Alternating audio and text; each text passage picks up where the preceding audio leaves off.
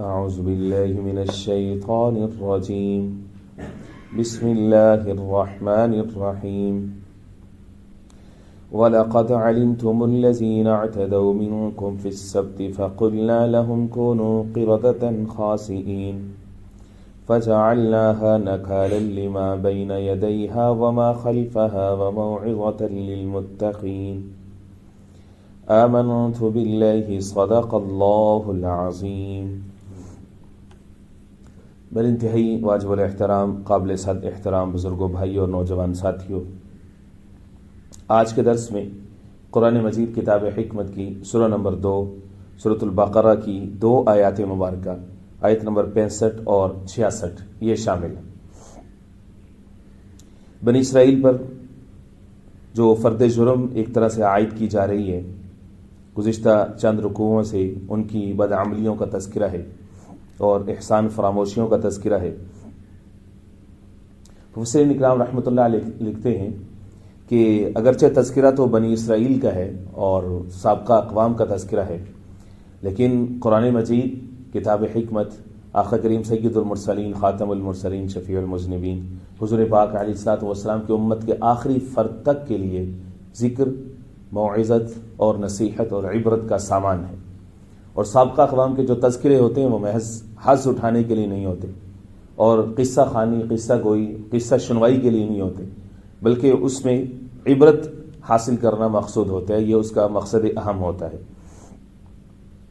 بنی اسرائیل نے کس طرح سے اللہ رب العزت کی طرف سے جو دیے گئے احکام تھے، اتارے گئے احکام تھے، ان کے اندر حیلہ جوئی کی اور اللہ رب العزت کے حکم کو مسخ کرنے کی کوشش کی اور باطل کرنے کی سعی کی، تو بدلے میں کیا ہوا، کیا سزا ان کو ملی، انسان حیران رہ جاتا ہے، کانپ جاتا ہے۔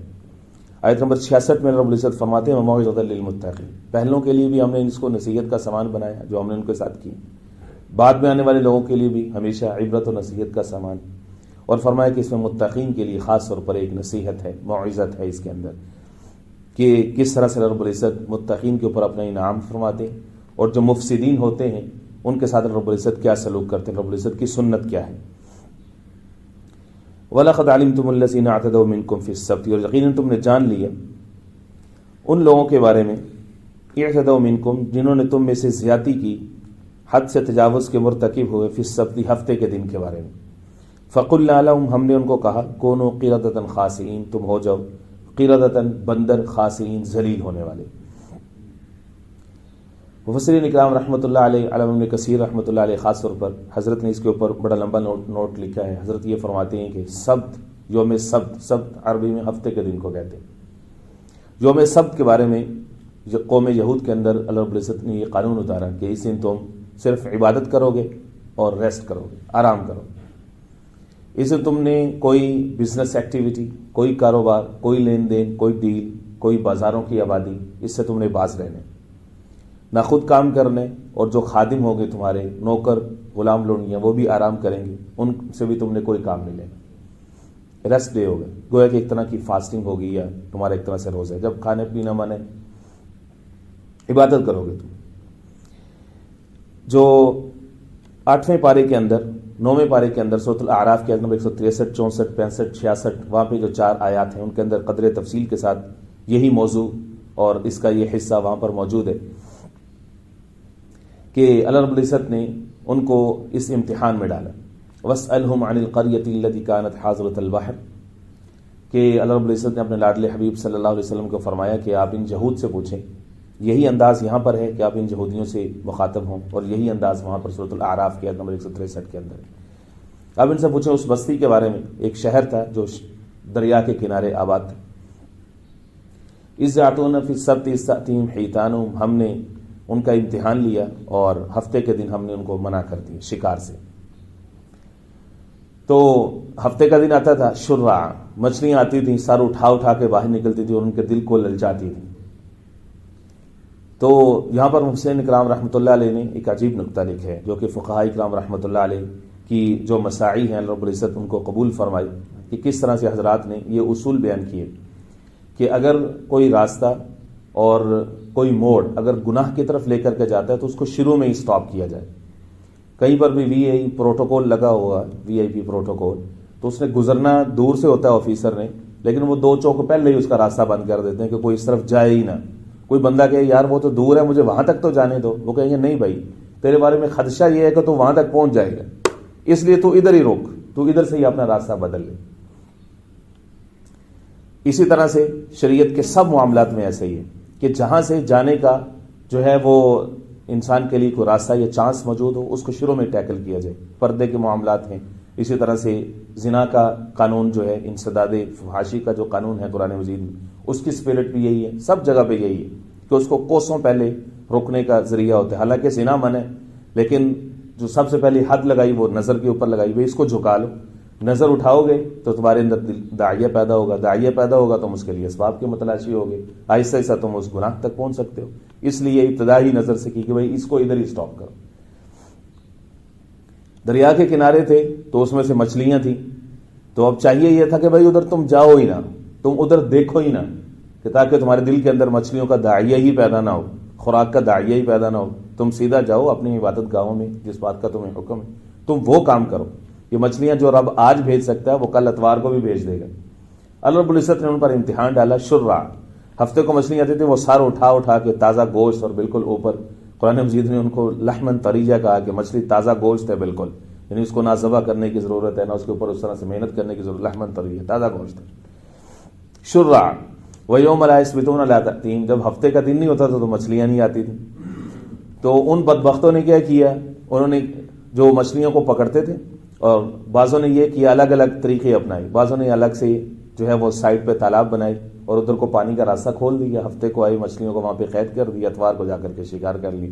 بعض نے جو ہے ان کے ساتھ کوئی چیز باندھ کر کے ان کو وہاں پہ چھوڑ دیا اور اس کی رسی کو باہر باندھ دیا اور اگلے دن آ کر کے پکڑ لیا. مختلف طریقے انہوں نے اپنائے. گویا کہ اللہ رب العزت کا جو حکم تھا ہفتے کے دن شکار سے منع کرنا اور فقط عبادت کے اوپر فوکس کرنا، انہوں نے نہ صرف اس کو باطل کرنے کی کوشش کی بلکہ اس کا استہزاء کیا. فقہاء اکرام رحمۃ اللہ علیہ یہ فرماتے ہیں کہ حیلہ جو ہے، حیلہ کی 2 قسمیں ہوتی ہیں. ایک حیلہ مباح ہوتا ہے کہ جس کا مقصود یہ ہوتا ہے کہ اللہ رب العزت کے حکم کو نافذ کرنا اور اس کو عملی جامہ پہنانا مقصود ہوتا ہے، لیکن اس میں کوئی آسانی کا طریقہ ڈھونڈ لیا جائے. اور حیلہ باطل کیا ہوتا ہے کہ سرے سے جو حکم کی اسپرٹ ہے اسی کو تباہ کرنا مقصود ہو، جیسا کہ یہ لوگ کر رہے تھے بنی اسرائیل کے لوگ. جبکہ جائز حیلے کی بالکل گنجائش موجود ہے. آقا کریم علیہ الصلوۃ والسلام سے آ کر کے صحابی نے عرض کی کہ یا رسول اللہ صلی اللہ علیہ وسلم، میرے پاس 2 کلو ردی کھجوریں اور میں صحیح والی اچھی والی کھجوریں چاہتا ہوں، اور جس دوست کے پاس سے میں کھجوریں لینا چاہتا ہوں اس کے پاس 1 کلو اچھی کھجوریں، کیا میں 2 کلو دے کر کے 1 کلو لے سکتا ہوں؟ تو فرمایا کہ نہیں، تم ایسا نہیں کر سکتے. جنس سیم جنس ہے تو اس میں سے کمی زیادتی جائز نہیں ہے، یہ حرام ہے، یہ سود ہے. ادھر بھی کھجوریں ہیں ادھر بھی کھجوریں. تم ایسا کرو کہ 2 کلو بیچو کسی اور کو، اس کے پیسے لو اور 1 کلو کھجوریں اچھی والی جو ہے تم خرید لو. ہوا اب بھی یہی کہ 2 کلو اس کے پاس سے چلی گئی، 1 کلو اس کے پاس آ گئی. اب کیا ہوا، اللہ کے حکم کو نافذ کرنے کا یہ طریقہ تھا کہ جس میں انسان نے آسانی سے جو ہے وہ حیلہ کر لیا، تو اب یہ جائز ہو گئی.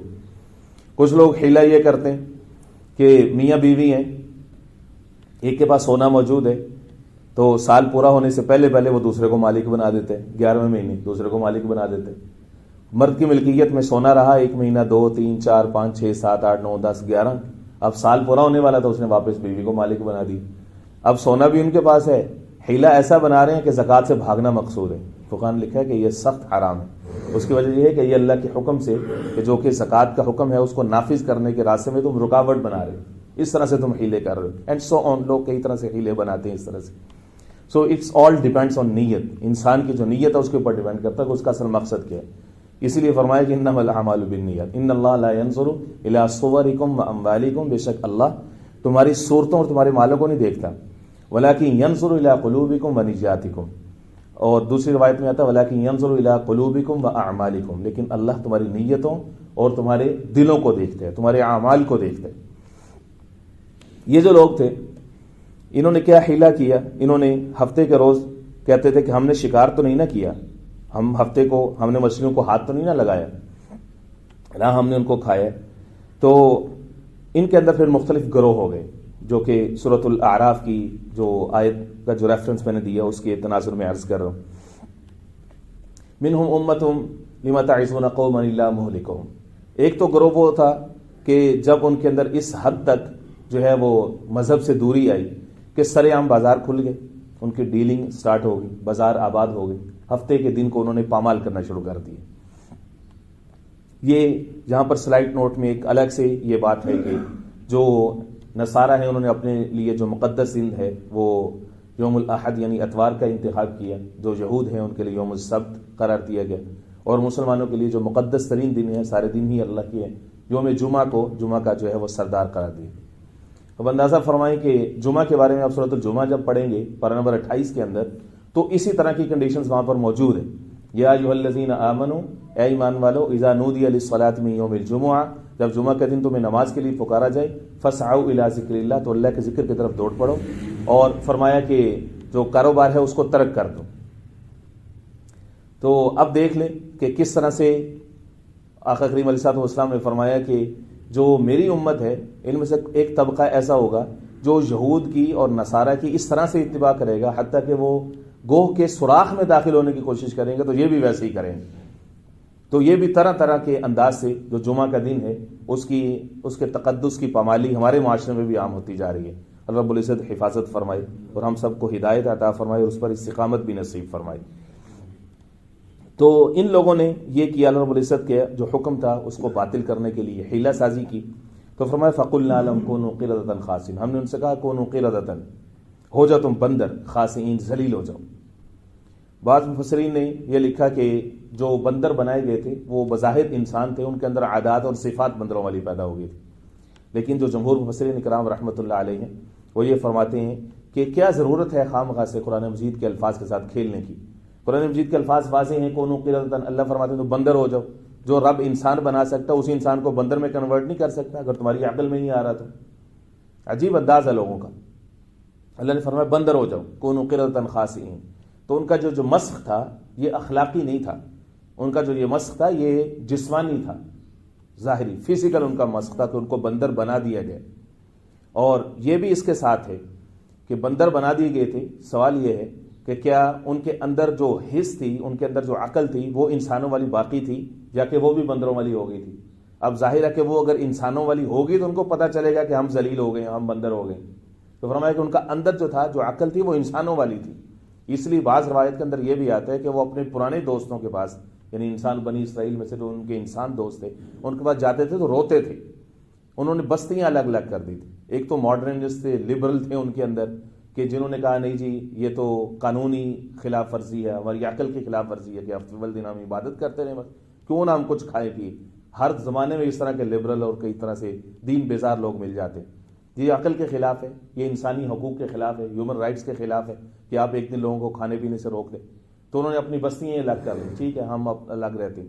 جو ان میں سے علماء تھے، متقین لوگ تھے، انہوں نے کہا کہ نہیں اللہ رب العزت کا حکم ہے تو ہم اسی طرح سے چلیں گے، بستیاں الگ ہو۔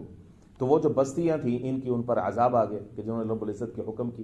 ایک ہوتا ہے کہ حکم کے اندر انسان سے سستی ہو جائے، قابل معافی ہے، غلطی ہو جائے، قابل معافی ہے، توبہ کی توفیق مل جاتی ہے۔